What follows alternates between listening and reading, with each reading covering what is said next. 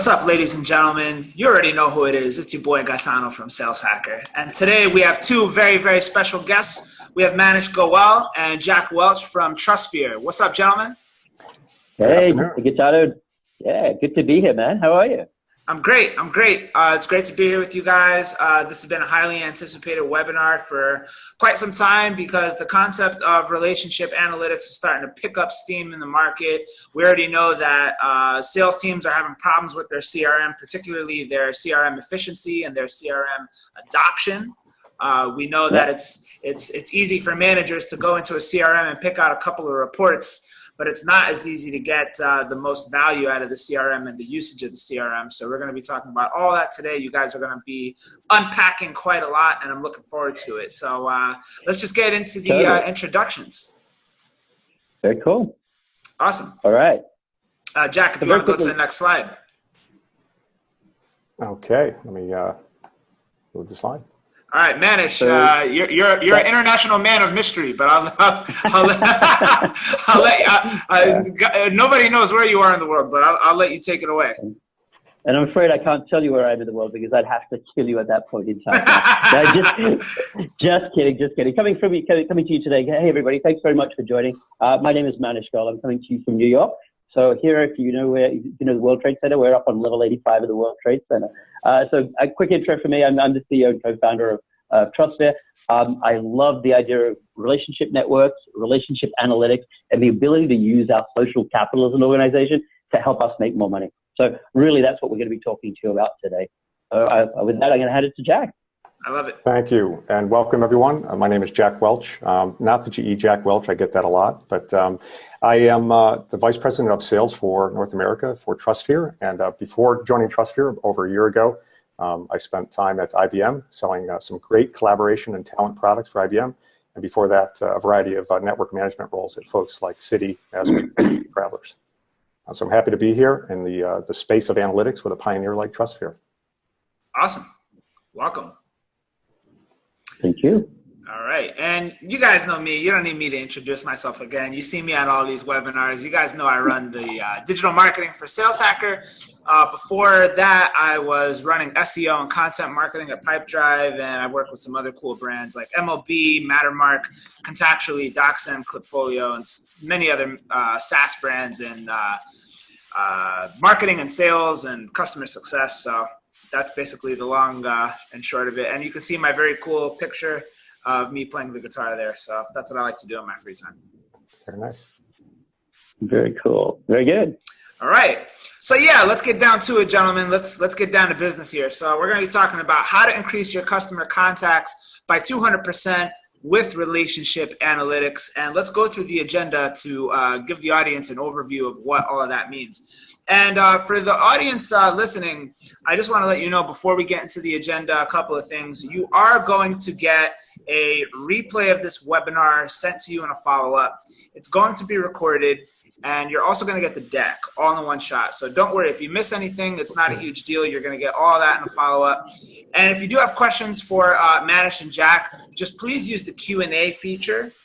Don't use the chat feature because then you're just going to be sending me a private chat message. So use the Q&A feature if you do have a question for Jack or for Manish. So with that being said, let's get into the agenda. We're going to be going through understanding what your CRM does well and what it doesn't, adding relationship analytics, how that changes the way sales teams are using the CRM, why sellers with the strongest internal networks consistently perform well. We're going to be talking about reducing your GDPR risk by adding customer relationship analytics to your campaigns. That's a huge one in itself. And then taking a fresh look at your CRM, which I think a lot of companies don't really ever take a step back and do, is once you've got all your relationship networks and you can see a clear picture of everything, then how do you use your CRM? How do you analyze it then? And how does that impact your sales results and your campaigns? So we got a lot to get through. Manish and Jack, go ahead and take it away, gentlemen. All right, thank you. Yeah, thank you very much. All right, and again, that was a great intro. Thank you. And the reason that we pick these topics is because the engagements that we work on, a lot of folks, to Gaetano's point, they put their CRM in, they view that the CRM is a kind of a static application, and they don't revisit it. And what we'd like to do is challenge you to revisit it in the areas of relationship analytics. We're going to show you some techniques, some very technical techniques that you can use to move the needle, and then those lead into broader discussion. I love it. I love it. Hey, Manish, we have a question for you real quick, if you don't mind just addressing this. Sure, absolutely. Ryan wants to know, what is GDPR risk? If you can maybe break that down in like 30 seconds or less. Yeah, absolutely. So GDPR is the new privacy standard. It's the general directive of privacy regulation. This is the new EU privacy law. Many of you would have heard of it. So risk is effectively the risk of actually breaching that privacy legislation. Just to give you a quick snippet on that, it's a pretty draconian law, and what it does is if you actually start to breach individuals' privacy, organizations to do so could, the fines are up to 4% of global revenue. And basically it has remit across just about every international organization. It's designed for the EU, but it applies to just about every EU citizen. So and that means if you think about it in the US, it means that most organizations doing business with people who are either EU citizens or in the EU. So yeah, exactly. Hope that helps. And we've already seen companies get fined in the millions of dollars for breaching the compliance for that. So it's really important. Absolutely. Yeah. Okay. So I'm going to turn it over to Manish. He's going to give you a few numbers, and there will be a test later on. So stand by, please. So remember these numbers. 150. Hold that thought just for a second. So one of the things that we recognize is one of the most under-leveraged assets in an organization is the collective social network that you have. Social network meaning all your relationships. So if you think about it, we know that our relationships are incredibly important at the individual level and at the organizational level. Imagine you could understand what that relationship, collective relationship network looks like. A lot of what inspired us to actually drive a lot of the technology that lies beneath TrustBet is this number of 150. Does anyone know what it is? Put your hands out there. It's the Dunbar number. And so I'll give you a little story on that. There was a professor, his name was Robin Dunbar. He was an anthropologist. And what he did is he examined human society. So he went out into the middle of Africa and actually looked at populations. And what he recognized is that groups of individuals sort of bunched into groups of about 150. What the conclusion was the human neocortex can handle about 150 relationships at a time. Right? In reality, his research showed it was between 100 and 200 and 220. The mean was 148, so it was rounded to 150. But what that means is this is the number of relationships that we as individuals in our brains we're kind of hardwired to handle. At TrustBet, what we've done is kind of worked a way of using technology to bring that number from 150 to much greater than that. And secondly, being able to leverage not just your own network, but your own, the organization's collective network. And it's all about helping you make getting more contacts, making more sales, and we'll show you the rest of it as we go through. Awesome. Thank you. Yeah. So as I said, imagine we could, so most of you use LinkedIn. Most of you probably have like 1,000 connections or more on LinkedIn. Have a think about this. How many of those are real relationships? Yeah, not many. Not many. Probably not 2%, many, right? Probably 1 or 2%. Yeah. People usually say anywhere between sort of 5 and 10% of those networks, those connections and relationships. What we're doing at TrustBet is understanding what that relationship network looks like by examining the communication flows in an organization. So think email in particular, but email, voice, IM. What we're doing is understanding all those communications that are going on. Before anyone freaks out, we don't touch content. Never looking at the content. What we're looking at understanding the behaviors of network activity. So we're looking at things like how long have I known you? How frequently do we correspond? Do you respond when I write to you? How quickly do you respond? And if you have a look at the picture there, you can see the thin and thick lines. That shows you the difference between a mere connection, right, and real relationships. Understanding those connections and those relationships gives you, from an organizational perspective, a massive competitive advantage. What we're able to do is we're able to take that data from the communication flows automatically for an organization, for an enterprise.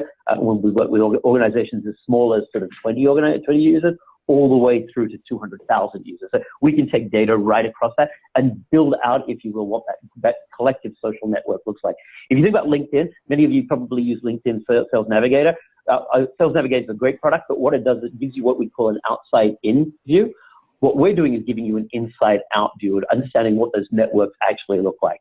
So it allows you to actually, we'll talk about a couple of things that it allows you to do, but really it helps you to, get through white space and to never have to do cold call. It really allows you to have a better understanding of what's going on across your CRM and it helps you better understand really whether you're, from a client perspective, whether you're engaging with your client or not.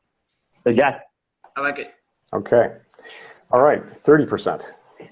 Magic number. 30%.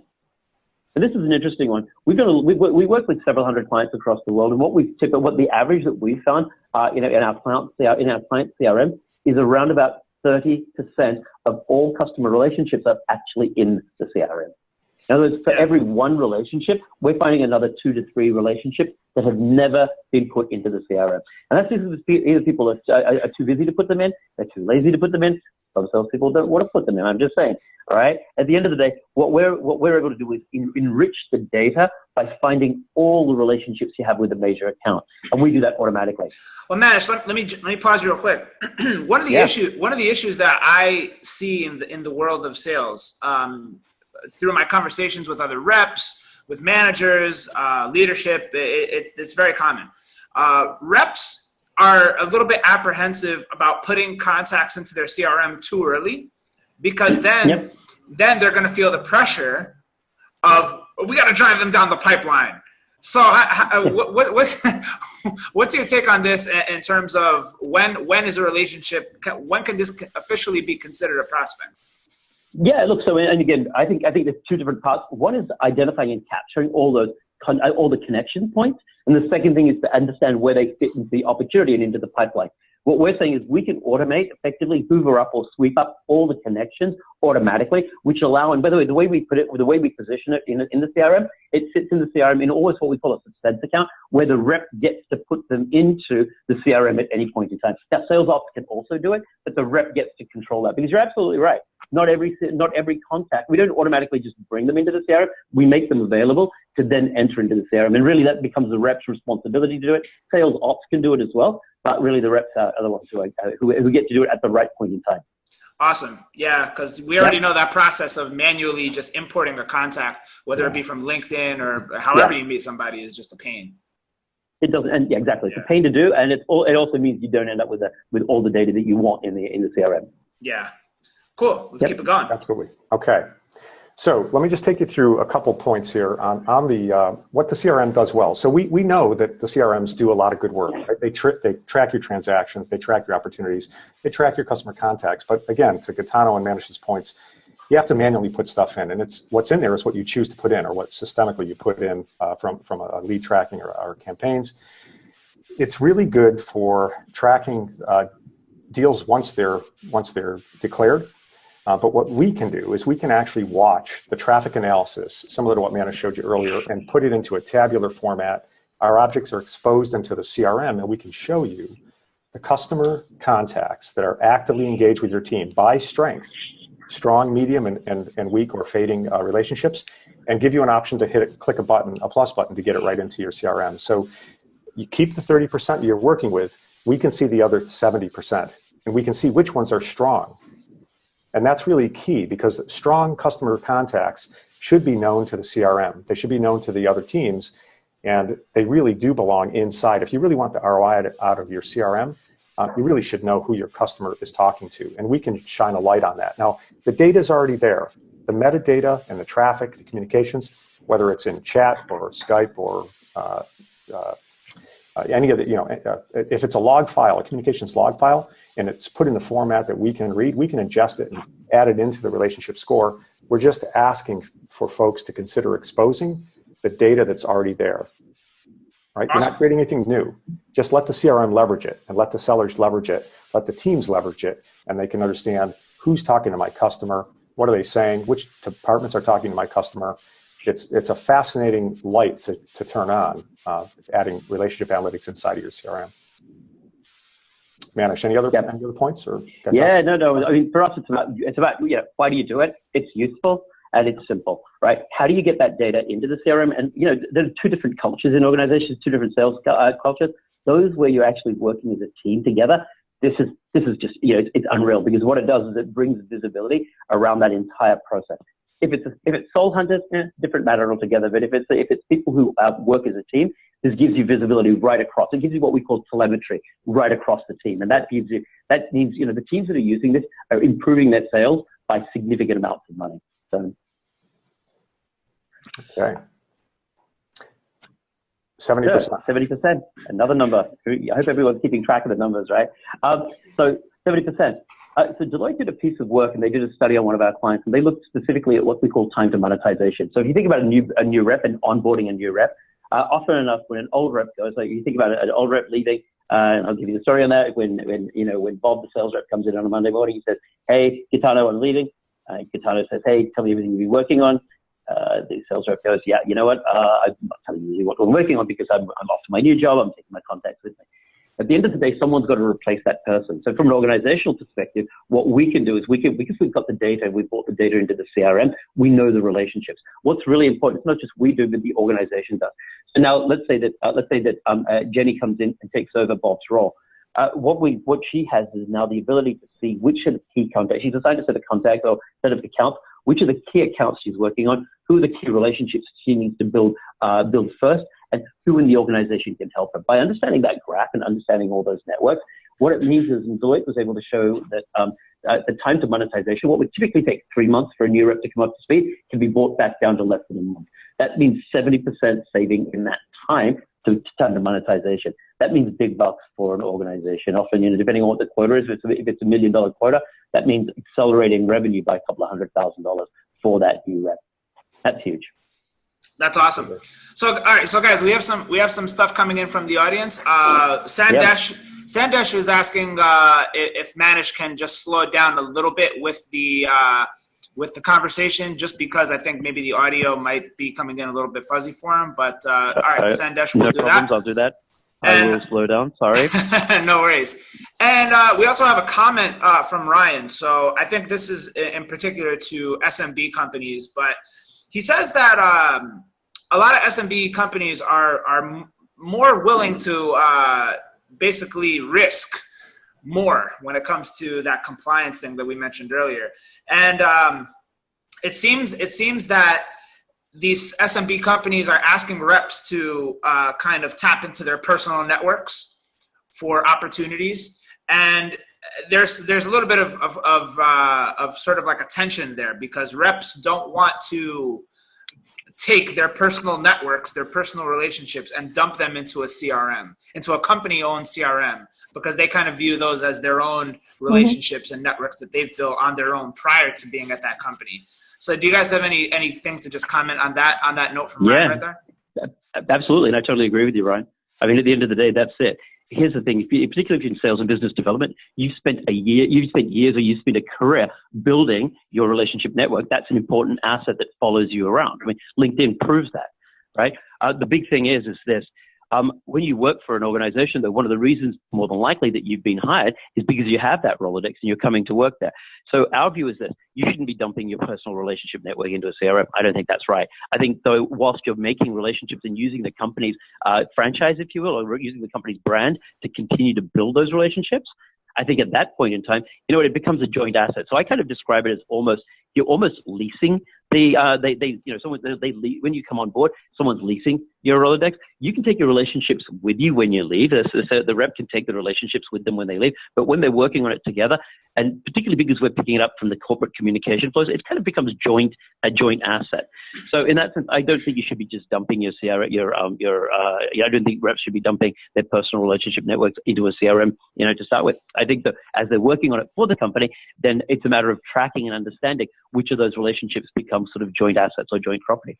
I agree. Yeah. What do you think? What do you reckon? Is that it? Yeah. No, you're spot on. There's nothing really more I can add to that. That was a perfect explanation right there. Yep. Yeah. Then Ryan, I hope that answered your question as well. Yeah, I think it does. Okay, so let's get into number 2 here. I think Jack is back, so I'll just keep the screen share going. Sorry about that. I'm back. Yep. No worries. So we have adding relationships changes how sales teams use CRM. Can you guys unpack this a little bit? Yeah, I'd like to take a shot at that. So what we see is that when the relationship analytics are now available on a dashboard or a custom app, what it means is that a seller can see the relationship health and strength for an opportunity. They can see a relationship strength, a red, green, and yellow for an account, whether the customer's been responsive, whether the traffic is moving. they can see things like communications charts on the right-hand side, which show the communications month to month, week to week for an account. That's really useful for a seller to understand the volume of responses going in and out. And it's not just between the seller and the account, it's between the entire organization and the account. So, and it depends how I'm looking at my pipeline. I could be looking at my prospecting pipeline up top, or I could be looking at what's gone out for contracts and proposals.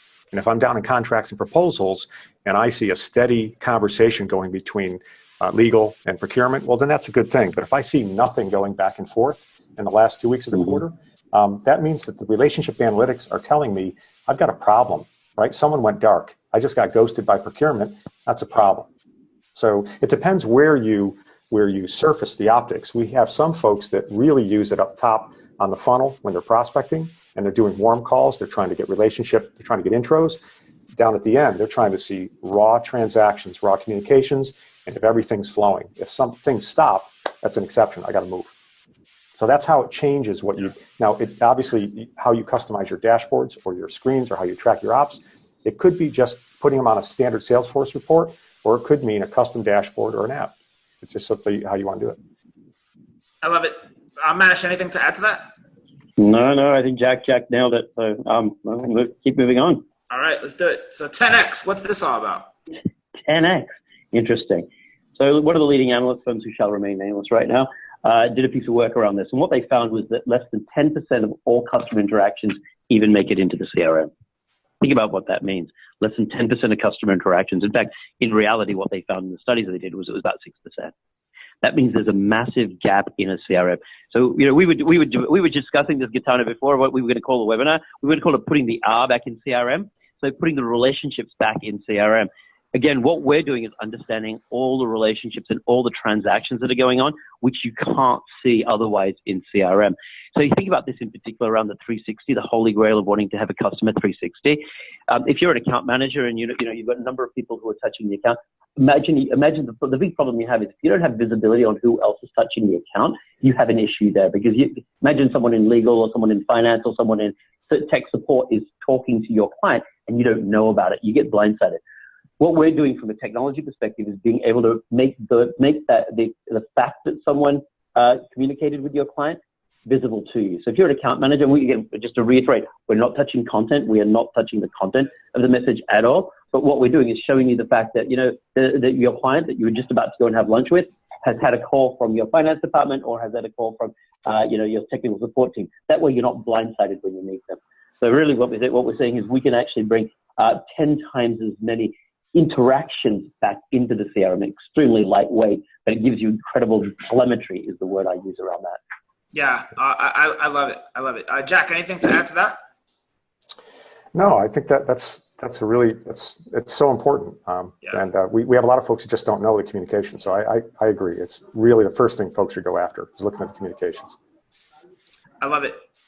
All right. So we kind of know this intuitively that sellers with the strongest internal networks consistently perform well, but can you guys unpack this one? Yeah, can I take a shot at this first, Manish? Yep. So Jack, man. What we've done is we're able to look at how folks relate to each other, how they interact with their colleagues, how they interact with their customers, and we can actually visualize whether it's in a spider graph or another format how folks are, what their networking profile is. And by that I mean I can look at someone's networking behavior over time and look at how they network up, how they network horizontally, and which teams they have relationships with. And if you think about what makes good salespeople, besides being a great seller, great project manager, their relationships internally with the support teams, with the technology teams, procurement, billing, fulfillment, all these folks, they have to use the organization like a conductor. And the people that can network successfully with the teams that will ensure their success as a seller, those are the folks that consistently cross the line. And you can visualize it, right? You could call it a high performer or a hypo, but we can visualize the profile, and then you can see how they network. And that opens up doors towards how do I want to mentor? How do I want to coach? If this person's a consistently high performer and their profile looks like this, well, how do I coach other sellers to look like that, network like that, behave like that in the organization? Because it's kind of a mystery. right? Yeah. Sometimes people say, oh yeah, Gaetano's got great relationships. He can sell anything. Well, guess what? Gaetano spends a lot of time internally networking where you can't see him, right? In the customer briefings, you know, he has relationships too, but it's behind the scenes that really pays dividends, and it takes years, right? If you look at the work that Michael Arena and other folks have done at General Motors, they say it takes 5 to 7 years for folks to become fully capable with their internal network. That's a long time, and that's a big investment, right? Yeah, it's bringing light to what's going on behind the scenes. Manish, what do you have to add to this? Yeah. So look, I mean, I think that people often look at networking as it's kind of fluffy and it's kind of something you do over drinks and all the rest of it. In fact, I don't see it like that at all. What networks mean, particularly internal networks, is where the knowledge is. You know where things are, you know who to bring in at the right point in time, and you have the trusted relationships that you could bring in onto a deal to help you close deals. That's why the best performing reps have good internal networks as well as great client relationships, because they know how to bring the right people together to help close that deal. Right. Yeah, it's huge. All right, so getting tactical with this, I'm really curious about this customer relationship score. I definitely want you guys to break that down. Then kind of paralleling that to how does that reduce GDPR risk? How does this all work together? Okay.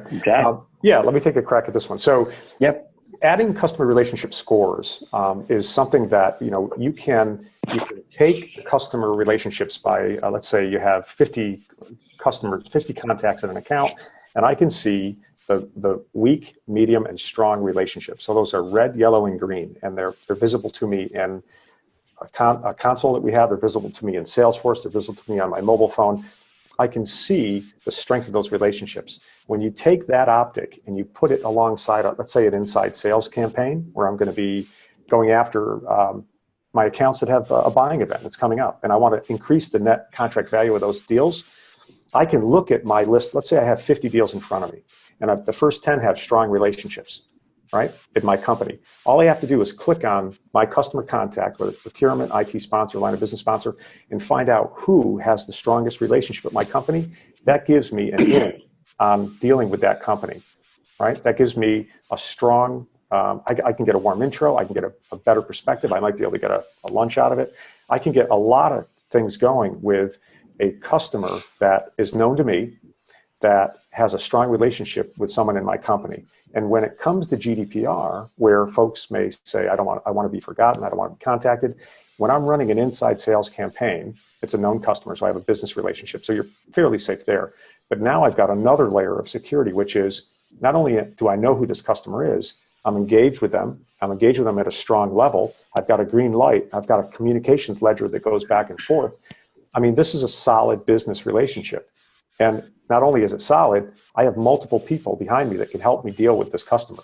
So when I go into an inside sales campaign, I don't want to just deal with procurement and say, by the way, I sent you 3 months ago, I sent you the proposal, and we would just want to know if you're on track to close. I want to understand who this person knows at my company, how I can influence them, how I can engage them, and how I can actually make them more successful by getting more solutions in there. Okay, so to kind of just summarize that, you can use relationship analytics to create a safe list, meaning safer list. Okay, so exactly. it is okay to contact these folks based on the relationship analytics score. Is that right?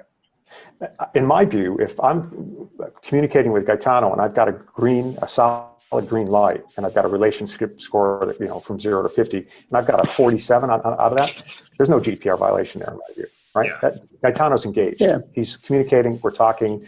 There's communication flows. It's just another safety net to say,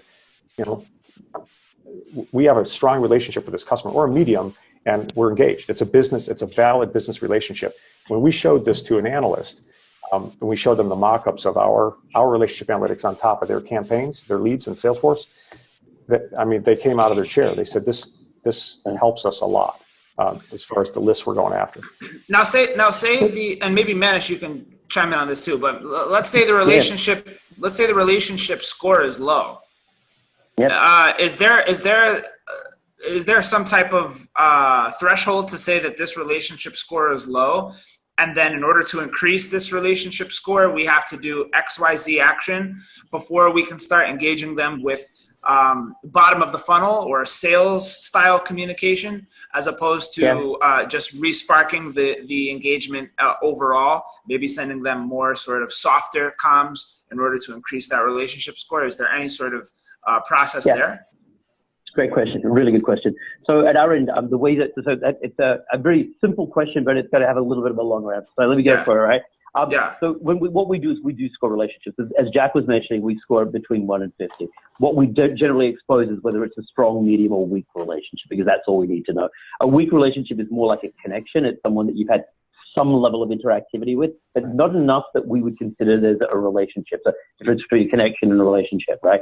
Where with the safe list is something that we say, if you have a relationship with someone, it's a work relationship, then they're useful. These are people that you can use for either advocate marketing or continuous marketing. In other words, they have a relationship with the organization. And the way that we see that is through interactivity, history of interactivity over a period of time. The big problem you have right now is if you put a whole bunch of leads, what do? You've got all these leads. You don't know which ones are bought in, which ones you have a relationship with, which ones you don't. So it's kind of diluted. It's a little bit like putting coffee, if you will, taking espresso and putting it into a big glass of water. It becomes an Americano. It's difficult to see where the espresso is. What we're able to do is bring that back out and show you effectively what that espresso is. So these are that espresso cup, right, is where you have the people that you know that you can, under the legislation, as well as immediately go through and continue to market to. And it's a big difference. So to answer your question, the safe list effectively, and you asked about what you can do. For more interactions, and what we're interested in, the way our scores work, we're interested in conversations. We're not interested in how many messages you send them. That's not relevant. It's about whether they're responding to you, whether you're building a working relationship with you, because that's where a relationship happens rather than a contact. So we take it from mere leads to where you have working relationships. The other place that clients are using this is advocate marketing. If you're trying to penetrate an account, let's say it's just call it GE, just as an example. Who has the relationships at GE, and who are the strongest relationships that the organization currently has at GE? You know what? We can help you navigate that very quickly. So from an advocate marketing perspective, that's where that's where our clients are putting a lot more effort into that advocate marketing. Right. So I think that's particularly relevant in the ABM space. So if you're doing account-based marketing, that's exactly where you go, right? Yeah, that's exactly what I was just thinking. I was going to say that sounds particularly useful for account-based marketing. If you see somebody internally at your organization that can break into a target account, why the hell are you trying to do it? It makes no sense. That's right. Yeah. Well, this is it. There's another number, which is 40%, right? At the end of the day, the chances of someone returning your call with a cold call is 2%. The chances of someone returning a call with a warm introduction is 40%. And that's huge. I mean, you think about the difference. No one wants to do cold calls anymore, do you? I mean, does anyone actually have success doing cold calls these days? I'll tell you, Mash, in my history at Sales Hacker, not one person, not me, not Max, not any salesperson in our company has ever made a cold call. Ever. We have the network, baby. We have that network. Content's the new call. Content. Dude, it's all about the network. I get so many bloody calls from people. I don't answer them. I don't have time to. Yeah. Right? What do you do? And it's like anyone, we're sick of being oversold to. Having said that, if someone refers me, you know what? I'll take the call. Yeah. And that's it. What organizations that are getting smart about this are leveraging that collective social network that you have. It's a matter of being able to work out who in your organization has the path or can actually help you with that warm introduction. And if you think about multi-line product companies, often enough, you don't know, you may be in one division, you may not know that a colleague in another division has those relationships. Right. We can help surface that. And by the way, it's not like they have to help you, but at least you know who has a relationship. And if you build a relationship with them, they can help you do that. Right. And the last point before we move on, because we got this 200% number that I'm curious about, but just for the audience, we're not saying that cold calling is totally bad and that it doesn't work at all. There are a lot of companies, startups in particular, that have basically cold called their way to 10 million ARR. I've seen it. There's companies doing that. There's companies doing it. But we're saying that this is a much more efficient way about going about it. It's a more meaningful way to engage your prospects and your relationships. And that's just basically it right there. Right. Yeah, totally. And just to add to what you're saying, Gaetano, at the end of it's a more productive use of your time. If you know that you can get a warm introduction, you can make less calls but get more meetings as opposed to having to do cold calls. And I think that's something everybody recognizes. And people are really good at cold calling. I think that, given a choice, most people would have a warm introduction rather than a cold call. Yes. Oh, totally. Yeah. Totally. Yeah. All right, cool. So this 200% number, what's this all about, guys? So here's the big thing. Have you ever heard of the saying that in business you tend to forget more people than you remember? Of course. In life, what we could do, we have this thing called it's a TrustFare mobile. It's a mobile app which helps you remember more people than you forget. I like that. So what it does is it provides you a nudge. It gives you a nudge, and what we're finding is 200% increase in engagement that goes on when you're shown people that you're inadvertently, if you will, forgetting to connect with. So what we have is a very simple app. It sits on your phone. If you use Office 365, frankly, you can do this for free yourself. We can contact us later on. You can get a copy of it for free. It's on the App Store and on Google Play. But what you do is effectively by giving you a reminder or a nudge around these are the people who I was connecting and I had forgotten to connect with, we see engagement levels go up by 200%. Wow. And does it analyze all your smartphone data or only data that comes in and out of your 365 account? So so right now it's only picking up data that's coming off your 365. Okay. And it's only the communications data, right? Communication. And again, yes, that's exactly what I was going to say. To reiterate, we're not touching the content, so you don't see the content. Yeah. We don't even look at subject lines. Frankly, not interested. What we're saying is, hey, you know what, Gaetano, I've forgotten to connect with you, man. We were supposed to catch up. I've forgotten to connect with you over 2 weeks ago. Hey, this becomes a nudge to connect with you. That helps. I mean, it helps for those of us in the relationship management business. This nudge gives us the ability to change, keep our networks alive, where we otherwise inadvertently forget it. And I'll give you one quick fact on that. We're working with a large bank here, and what they found is, this is a big bank in the US, they found that their they were losing 15% of their book inadvertently. In other words, by neglecting customers. By using this mobile app, what they're able to do is nudge the bankers to continuously maintain their networks. And what we often find is it's in the networks, people know your top accounts. Everyone knows your top 10% accounts. Everyone's all over them.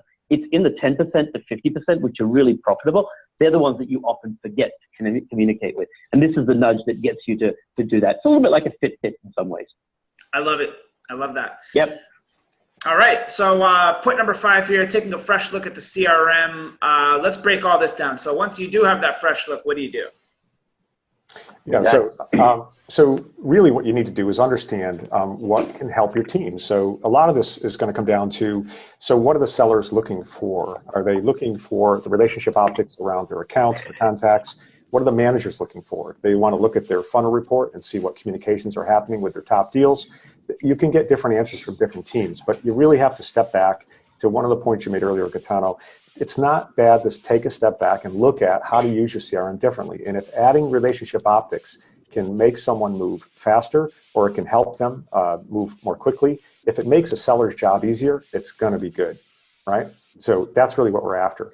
So to manage this point, if you could see 200% more contacts, real contacts, active contacts, and put them in your CRM, would that change how you use your CRM? Most likely. If you could leverage your top performers networks, that was the spider graph that I talked to before, that could change how understanding their behaviors can help you model that behavior in others. And it doesn't mean that everyone is going to be the diva rock star. It means that the sales reps that have a few good quarters and a few tough quarters based on what's happening in the territory or the large deal, 3-year cycles, you can take the behavior of those sellers and show them behaviors of other top performers. So let's say you take your mid-level sellers who are good sellers, but just need some new ideas, some new tactics to get slightly better. These types of optics can help them do things that they had not done before because they can improve their networks. Okay. Another thing that I like about adding relationship analytics to CRM is that if you add them to campaigns, whether it's a white space campaign or an install base like we talked about, it can dramatically change how you contact and engage with those customers. And again, 2% versus 40%. I'll take 40% on a warm call any day. And if you want to look at territory planning, we're working with some sales performance companies today that are looking at augmenting their territory planning apps with relationship analytics, because if you've ever gone through territory planning, it's really tough. A lot of it's done by zip code, customer segmentation, of earnings, things like that. Not a lot of optics go into the relationships that the teams have. As an example, what if I'm going to be running sales campaigns in a certain region and my relationships for pharma are much stronger than my relationships for oil and gas? Does that change how many resources I put? Does it change my enablement picture for the next quarter? Right? It changes a lot. And if you can see that optic, it's already available. It just has to be blended into the campaign or the territory plan. And it can change. Even a couple points difference is a big deal on a campaign.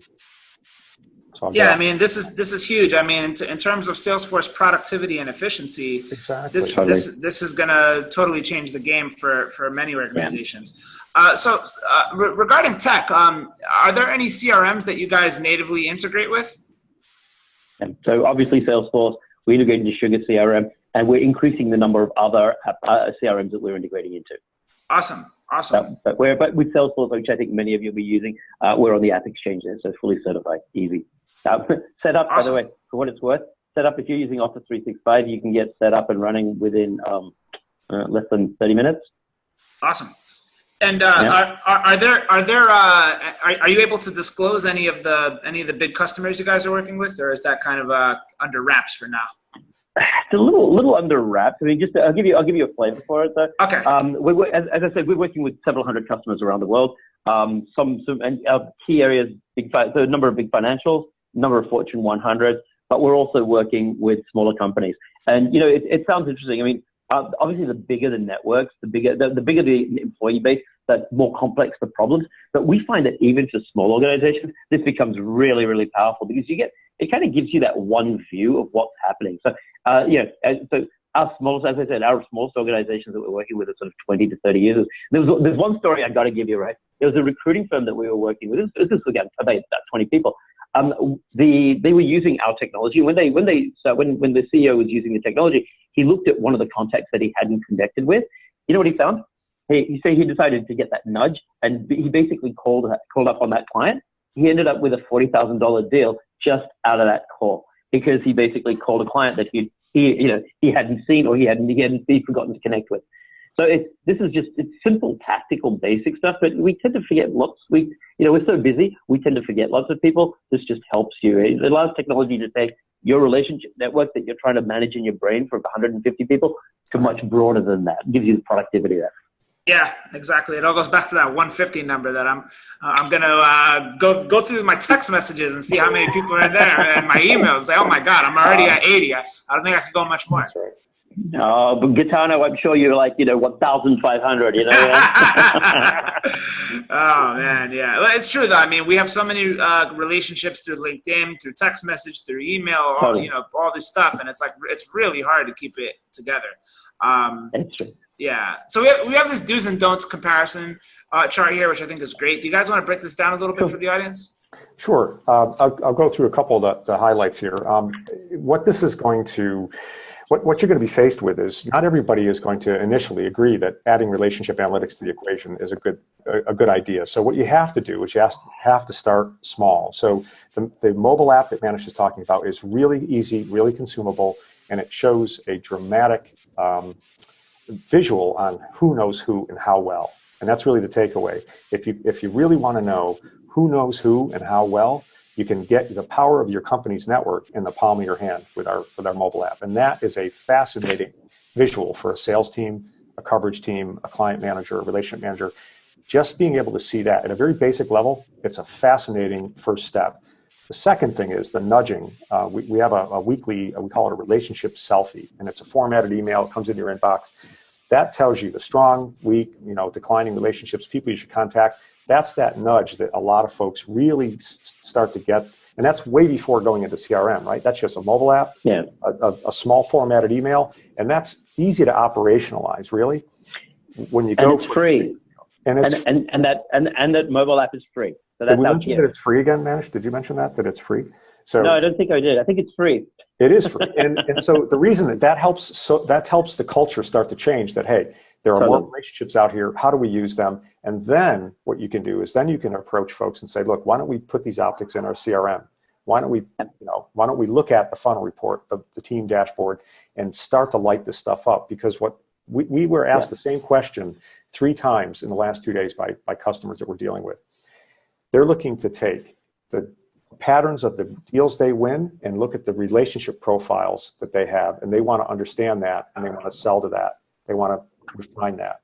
So people are really starting to take a close look at how many strong relationships and when did they form in this sales cycle, and how can I emulate that? How can I repeat that? And once you get it, once you find the formula that works, the sales teams, and it may take a sales team a few months or quarters to really hone in on a new tactic, but once they know, once they start hitting it, they hit it hard. Yeah. Can I just make one quick comment? Has anyone seen the movie Moneyball? Have you guys seen Moneyball? No? If you haven't, you've got to watch it. It's basically how using analytics changed the way the Oakland A's almost won the World Series, right? But it's using analytics. And ultimately it's this. What we're saying is these analytics, they're actually sitting latent in your own organization. You have the ability. What we can do is using technology, which is appropriate and very lightweight, can actually start to allow you to use those analytics to almost transform the way you individually work or your sales teams work. And it's just designed to be extremely lightweight. It's the power of analytics. And that I think, as Jackie was saying, that's what our clients are finding. That's the future. Being able to use analytics to make you more productive, make you more engaged with your customers, and to help you collaborate better with your colleagues. Yeah, that's great. And the one thing I want to kind of point out from the don'ts slide is the last one there that says, don't buy the argument that, quote, we need a broader corporate strategy defined around relationships before we can do anything. That is what I would kind of categorize into the corporate bullshit sort of thing. Yeah. Where, it's having meetings about meetings. It's just creating work that doesn't need to be there. And I have heard stuff like that before. What's your take on that, guys? I don't even know what a broader strategy around relationship would even mean. Well, I'm going to take a big word. You want to take that? Or you go first, Jack. I'll go after you. Yeah, Gaetano's the BS alert monitor went off correctly, because what we find is we have some folks that are on the maturity curve and using analytics and innovation, and they want to push into this area. They want to get some optics, and they want to go find out what's the transition pattern? How can we act on that? How can we proactively stop this attrition? And then what happens is the broader, whether it's a broader corporate group will say, well, but wait a minute, we don't really know what to expect here, right? We don't know whether we're going to have good relationships or bad relationships or how it's going to make us look. So they try to slow them down, right? And I was an IT guy for 18 years in financial services, so I know all about slowing people down, because when there's change, there's disruption. And sometimes that's not a good thing when you're in IT, right? Change, disruption. So, but this is something that will dramatically improve how you interact and engage with your customers and your colleagues. But not everybody's a fan of it up front. They have to see some proof points. And that's where we're working on the mobile stuff, the selfie stuff, to get those proof points in, so that the folks that want to slow you down, they don't really have an argument. Well, and just so absolutely, Jack, I totally agree with you. And I mean, look, that's our approach. Our approach is this, from a relationship perspective, your relationship networks are very important to you. If you're a good seller, or your teams are full of good sellers, how do you make them more productive? And you know what? Even if the corporate DS is in place, you know what? They can bypass that and start to actually better manage their own networks in the palm of their hand for free. I didn't mention that before. Take control. Take control of that. Take control of that and start to show the value of that back into your own organization. And you're right about that. It's a culture change. To an extent, there's humans are creatures of habit. And being able to show data which allows you to break habits or break perceptions is a very important part of the way that we're sort of taking this market. I love it. And guys, I'm just thinking, imagine if you had to figure out how to do this manually somehow. I just don't think it's possible. It would just be torture. It wouldn't scale, right? It wouldn't scale. So I have a comment on that. In the old days, if you think about it, the academics used to do this, And they used to do, it's almost like, imagine CSI where you start to draw lines between how people are connected, but you do it manually, right? Try to do this for several 100,000 people. Impossible to do. And that's where the power of big data and analytics actually comes in. It's the ability to do what you traditionally we kind of always do in our heads anyway, but doing it using technology so that you can scale. Right. I also want to kind of comment toward on the do's column. You guys have the expect the first reaction is to guard my address book. Exactly. Yeah, that's very common. That's very common. It's common, but I think it's fair because we even have a comment here from Ryan on our webinar. Thank you, Ryan. He said he was asked by a company he works for to dump his contacts into a master list, and he did so. But he was reluctant to do it, but he did it. And unfortunately, what ended up happening is the company ended up spamming his list that he was reluctant to dump. Right. So, I mean, this just goes right to this point. Right. So, can I take a shot at that, Manish? Yeah. So Jack, what we're not doing is dumping your personal address book into a relationship system and then into your CRM. What we're doing is we're watching the communications between you as a corporate employee and your customer. Right. So we're watching domain to domain, person to person, right? Person to company. So we're not watching the communications that go from, like, let's say you go on Gmail and you're going to communicate with your doctor or your soccer coach, or your baseball coach. That's not what we're watching, right? When you're on your corporate mail and you're communicating with your corporate customers, that's the metadata we take and put into our equation, into our system, and that's what's leveraged in the CRM. So we're not doing a lift and load of anybody's contact list or Rolodex or whatever the term is. I can see where folks would be concerned about that, but that's not what we're doing. Yeah. I mean, and just to add to that, my view is that's bad form. If someone asks me to dump all my personal relationships into a database, it's a federal database, I just don't think that's right. I think that's just not good form at all. It's poor form. But understanding the networks that I'm building with my clients and making sure my team knows what they are off the corporate networks, to me, that's a very different asset, if you will. It's a collected asset. Exactly. All right, so we got about two and a half minutes left. Do you guys want to go through the key takeaways and unpack all that for the audience?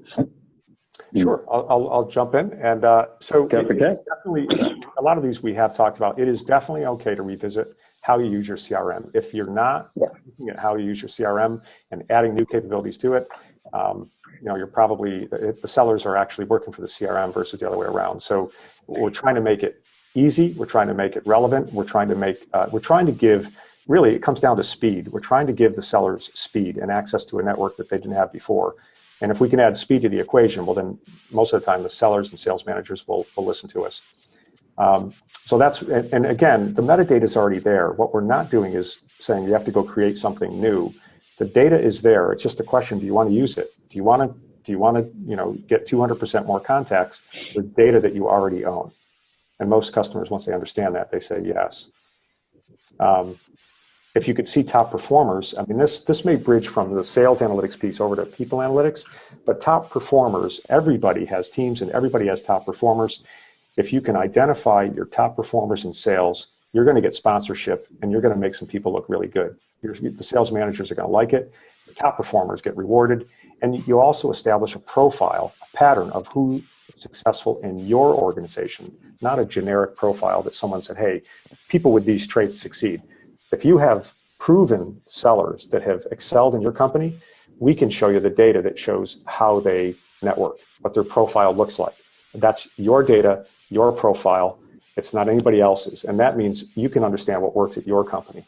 And a lot of folks just can't see it. We can help you see it. Yeah. Okay. Yeah, I love it. Yeah, I got two quick comments on that, two really quick comments. One, you're probably all using CRMs. CRMs are great, but putting more data and analytics into the CRM makes them even more useful, particularly at the seller level. The second one is your networks. You have them. Those networks exist. The difference is it's not that they don't exist. It's a matter of how do you actually leverage those networks. So that you've got two assets, being able to use those two assets in a much more productive way. What we're finding is our clients who use that really change the way they sell, and they change sales performance significantly. I love it. Just last thing, what would you guys say to a skeptic? What would you guys say to someone that's like, nah, I don't know, this relationship analytics thing is nice, but I don't know. I don't really think I need it. What would you guys say to that? Yeah, pretty simple. Try it. Easy. Try it. Don't, sometimes seeing is believing. Yeah. Try it. If you're skeptical about it, I'd ask 3 questions. Do you believe your relationship network's important? Right? If he says no, if he or she says no, then you know what? That's not a conversation. But what I would say is try it. Try it because it's extremely simple and actually it'll surprise you. And we've got the evidence around it. I mean, there's several hundred clients we're working with. Can't be wrong. Yep. That's right. And I would say that, and I saw Manish do this the other day.